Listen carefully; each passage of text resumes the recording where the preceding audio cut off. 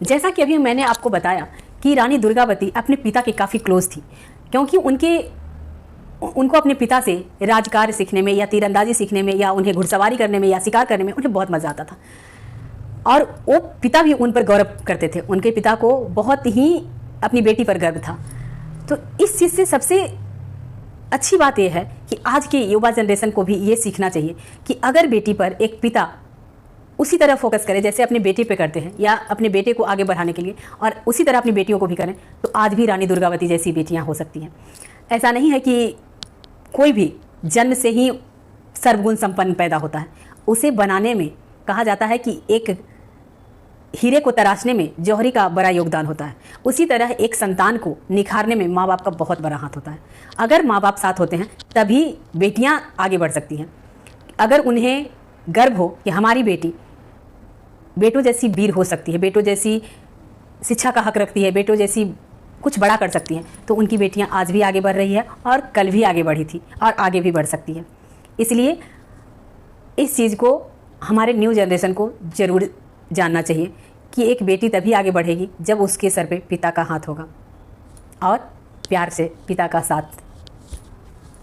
रानी दुर्गावती और अकबर के बीच क्यों घमासान हुआ? अकबर के एक सूबेदार ख्वाजा अब्दुल मजीद खान, जो कि असफल खान के नाम से जाना जाता था, उसकी नज़र रानी दुर्गावती के राज्य पर थी। उस समय रानी दुर्गावती का राज्य रीवा और मलवा की सीमा को छूने लगा था। रीवा असफल खान के अधीन था और मलवा अकबर के पालने वाली माँ अहम अंगा के पुत्र अधम खान के अधीन था। असफल खान ने रानी दुर्गावती के खिलाफ अकबर को बहुत उकसाया और अकबर भी उसकी बातों पर आकर रानी दुर्गावती के राज्य को हड़प कर रानी को अपने रनवासे की शोभा बनाना चाहता था। अकबर ने लड़ाई शुरू करने के लिए रानी को एक पत्र लिखा।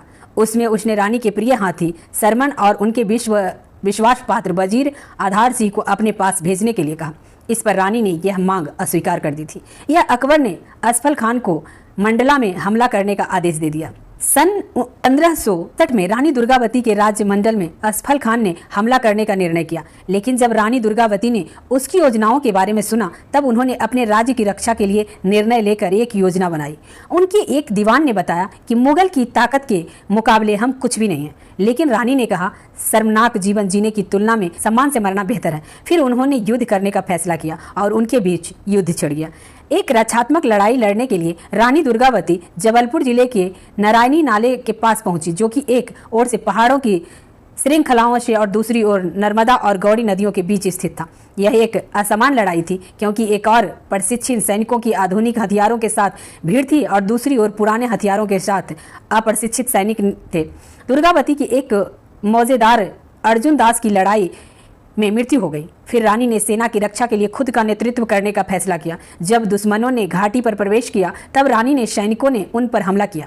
दोनों एक तरफ से बहुत से सैनिक मारे गए, किंतु रानी दुर्गावती इस लड़ाई में विजयी रही। वे मुगल सेना का पीछा करते हुए घाटी से बाहर आ गई।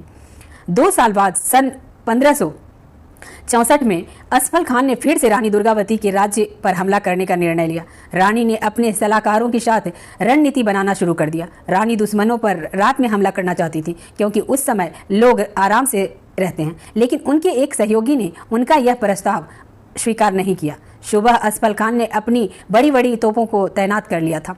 रानी दुर्गावती अपनी हाथी सरमन और सवार को कर लड़ाई के लिए आई।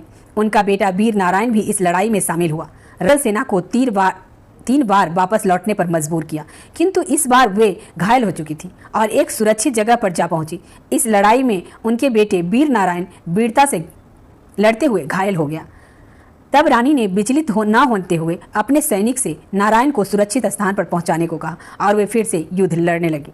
दुर्गावती मुगल सेना से युद्ध करते करते बहुत ही बुरी तरह से घायल हो चुकी थी। 24 जून 1524 को लड़ाई के दौरान एक तीर उनके कान के पास से होते हुए निकल गए। एक तीर उनकी गर्दन को छेद दिया। उनको लगने लगा कि अब ये लड़ाई नहीं जीत सकेंगी। उनके एक सलाहकार ने उन्हें युद्ध को छोड़कर सुरक्षित स्थान पर जाने की सलाह दी, किंतु उन्होंने जाने से मना कर दिया।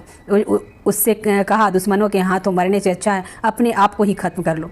रानी ने अपने एक सैनिक से कहा कि तुम मुझे मार दो, किंतु उस सैनिक ने अपने मालिक को मारना सही नहीं समझा, इसीलिए उसने रानी को मरने से मना कर दिया। तब रानी ने अपनी ही तलवार अपने सीने में गाड़ ली। उनकी मृत्यु हो गई। इस दिन वर्तमान में बलिदान दिवस के नाम से जाना जाता है। इस प्रकार एक बहादुर रानी जो मुगलों की ताकत को जानते हुए भी एक बार नहीं कई बार मुगलों से युद्ध किया और अंतिम सांस तक दुश्मनों के खिलाफ लड़ाई लड़ती रही। अपनी मृत्यु के पहले रानी दुर्गावती ने लगभग 15 साल तक शासन किया। रानी दुर्गावती का शरीर मंडला और जबलपुर के बीच स्थित पहाड़ियों में जा गिरा, इसीलिए वर्तमान में मंडला और जबलपुर के बीच स्थित बरेला में उनकी समाधि बनाई गई, जहां अभी भी लोग दर्शन के लिए जाते हैं। बहुत सारे लोग वीर योद्धाओं को याद करते हैं, लेकिन वीर वीरांगना को कोई याद नहीं करता। लेकिन अब ऐसा नहीं है। अब हमारे वर्तमान सरकार के काल में वीर महिलाओं को भी याद किया जा रहा है। उसी में रानी दुर्गावती का जयंती भी मनाया जाएगा और उनके लिए कई जगहों पर उनकी समाधि भी बनाई जा रही है, जो एक दर्शनीय स्थल के रूप में हमारे भारत में दिखाया जाएगा और आने वाली पीढ़ियों को याद दिलाया जाएगा कि हमारे देश की ऐसी वीरांगना थी। तो 5 अक्टूबर को आने वाला है दुर्गावती जयंती। आप लोग उनके नाम और उनकी वीरता को याद करते हुए उन्हें श्रद्धांजलि अर्पित जरूर करें।